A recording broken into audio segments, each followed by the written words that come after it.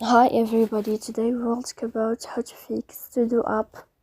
You click on settings. In this page, sorry not here, in this page as you see, we click on apps, default apps, app settings. On above you can search about To-Do app